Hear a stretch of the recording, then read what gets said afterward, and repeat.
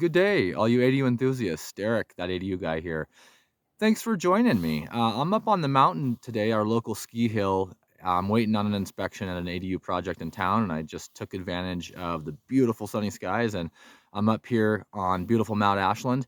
And I decided to make a quick video. I've gotten a few comments today and a couple of calls on ADU financing. And I just thought, what a better backdrop to talk about ADU financing than this majestic alpine setting. So, the things that people are asking are, what is the best way to fund an ADU? How much is it going to cost? Nobody will give me a price right now because the industry is so fluid, I should say, with like market prices and lumber prices and even labor prices. So just to touch on those two things, I would say the best way to fund an accessory dwelling unit is any way possible. So there's a process kind of in the lending world, it's called a financial stack. And what the financial stack is multiple different streams of funding to complete a project.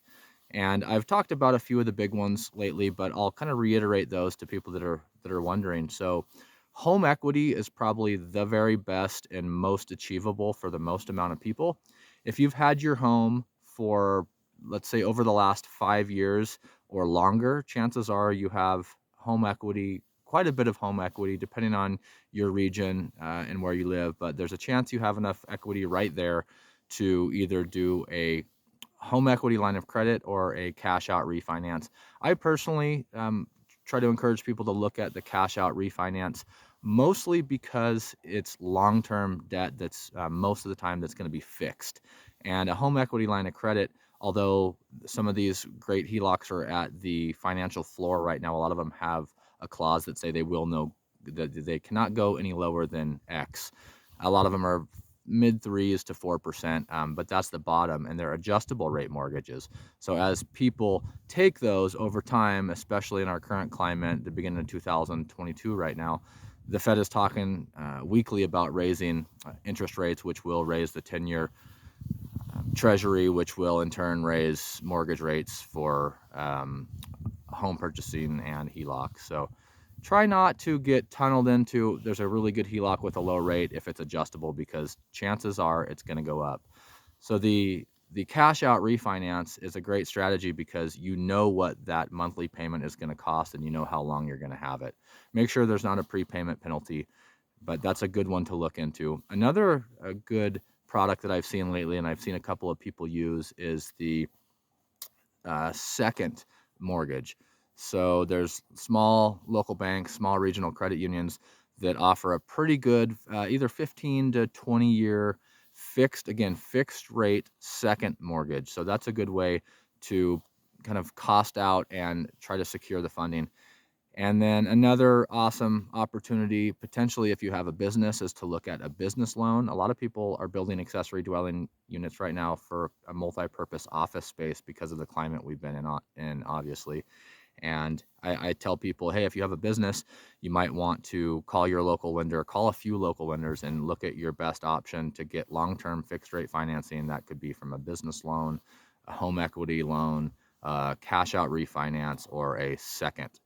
Another opportunity people might have today is to ask for family money. So there's what's called private lending, which is usually somebody you know. It could be a family member, it could be your parents, it could be a rich uncle if you're lucky enough to have one, or a rich aunt. So that would be private money. Another option, and I try to tell people there's probably the most negatives to this one, which would be hard money. And there are people that lend on accessory dwelling units that you don't know. It's similar to private money, that they're a non-conforming loan. They don't have to meet federal standards, but their rates can be really high, and there can be fees associated with them. So I'd say that's kind of a last resort. And then also, of course, if we have savings, we can add that to the financial stack of how we're going to build this ADU. And most of the time, I'd say most of the clients I work with use 80 to 100% of home equity. And that kind of will get you at least started with some ideas. Please leave your comments below. Please ask any questions.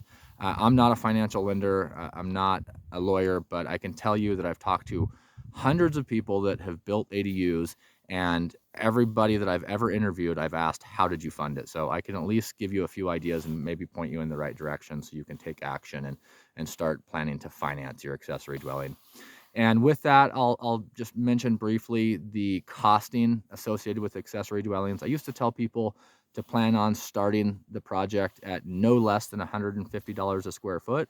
And due to recent changes in the market, again, material and services, I usually tell people lately that it's going to be about $200 a square foot is almost the bare minimum. That's the kind of the floor of where you're going to start to budget for an accessory dwelling unit. We don't have an economy of scale when we're building these because they're so small, and they still have all of the needed infrastructure, all of the appliances that a large custom house would have, but it's small. So we don't have any large bedrooms where we get a bunch of square footage. We usually don't have a garage on an ADU where we're getting more mass for a cost value average. So I'm telling people about $200 a square foot, but you can save a lot of that money if you're willing to DIY the project, or maybe 20 to 30% of that if you're willing to be your own general contractor.